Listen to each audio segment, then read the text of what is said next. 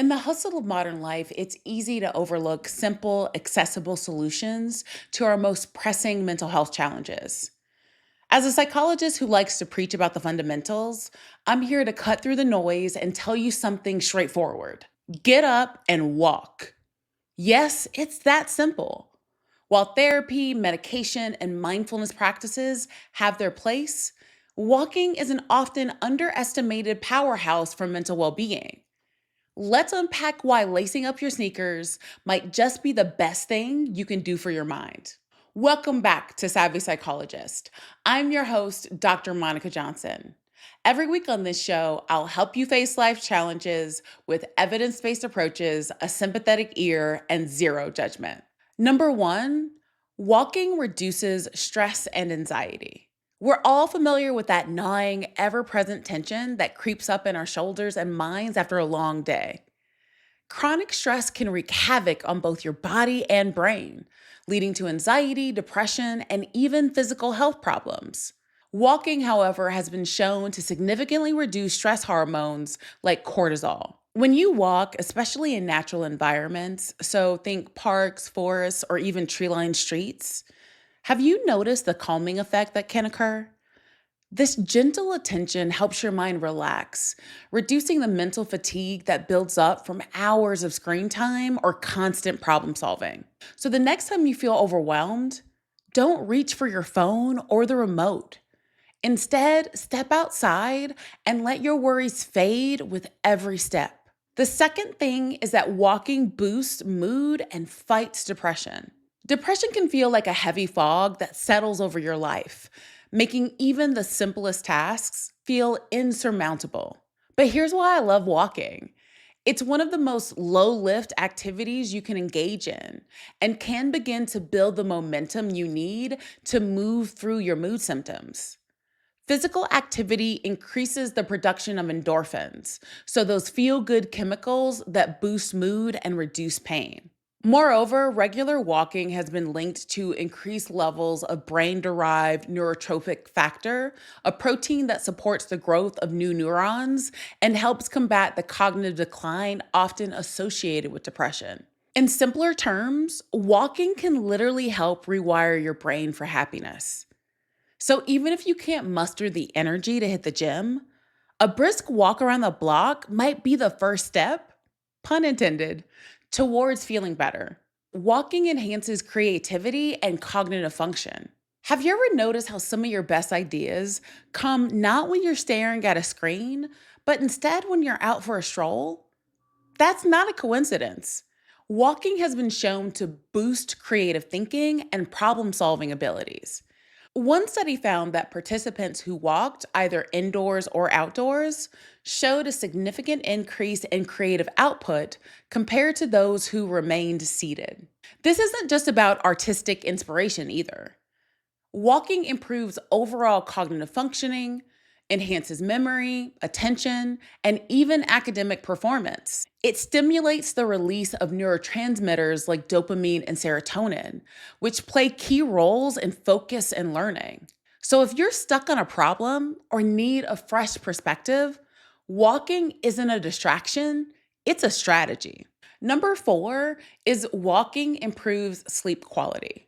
Good sleep is the cornerstone of mental health. Without it, our mood dips, anxiety rises, and cognitive functions falter. Regular walking has been shown to improve sleep quality, helping people fall asleep faster and enjoy deeper, more restorative rest. Exposure to natural light during daytime walks also helps regulate your circadian rhythm, making it easier to wind down at night. Plus, the physical exertion from walking can tire your body in a healthy way, making sleep come more naturally. So, if you're tossing and turning at night, consider adding a daily walk to your routine. It's a non pharmaceutical, side effect free sleep aid. Number five is that walking can foster social connection. Loneliness is a silent epidemic contributing to a host of mental health issues, including depression and anxiety. Walking doesn't have to be a solitary activity. In fact, walking with a friend, family member, or even a pet can foster deeper connections and combat feelings of isolation. Group walks or walking clubs can be a great way to meet new people, share experiences, and build a sense of community. Even casual interactions like greeting a neighbor or nodding to a fellow walker can boost your sense of belonging and well being. Remember, we're social creatures by nature. Walking together strengthens not just our bodies, but our bonds with others. Where I live, the Parks Department offers free guided walks where you can learn about nature with a group of people and get some exercise. It has been a great low cost way for me to meet people and socialize. Number 6 is that you can use walking as a mindfulness practice. Mindfulness isn't confined to meditation cushions or yoga studios. Walking can be a powerful form of moving meditation. By focusing on the rhythm of your steps, the sensation of your breath, and the sights and sounds around you, walking helps to ground you in the present moment. This kind of mindful walking can reduce rumination, the repetitive negative thought patterns that fuel anxiety and depression. It shifts your attention from what's going wrong in your head to what's happening right now in your environment. Next time you walk, try leaving your headphones at home and tuning into the world around you. You might be surprised at how calming it can be. This is a technique that I use at least a couple times a week. Number 7 is that walking builds resilience and discipline. Here's where the tough love comes in. Walking isn't always easy. There will be days when the weather's bad, your schedule's packed, or your motivation is in the gutter. But showing up for a walk, even when you don't feel like it, builds resilience. It's a small daily act of discipline that reinforces your ability to cope with life's bigger challenges. Even if I only have 3 minutes, I try to go outside and get in a few steps and get in some natural light. Every time you choose to walk instead of giving in to inertia, you're sending yourself a powerful message. I can do hard things. Over time, this mindset spills over into other areas of life, from work to relationships to personal growth. Walking isn't just about moving your body, it's about proving to yourself that you have the strength to keep going.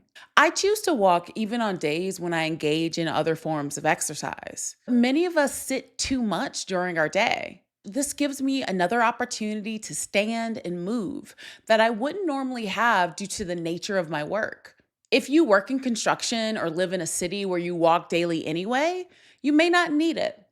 But if you're normally sitting at work and sitting in a car on your commute, walking is a strategy to consider. In a world that often promises quick fixes and instant relief, walking stands out as a simple, sustainable, and profoundly effective tool for mental health. It doesn't require special equipment, expensive memberships, or hours of your time. All it asks is that you put one foot in front of the other. So if you're struggling with stress, anxiety, depression, or just the daily grind, consider this your compassionate nudge. Get up and walk. Not because it's a cure-all, but because it's a start. And sometimes that's all you need.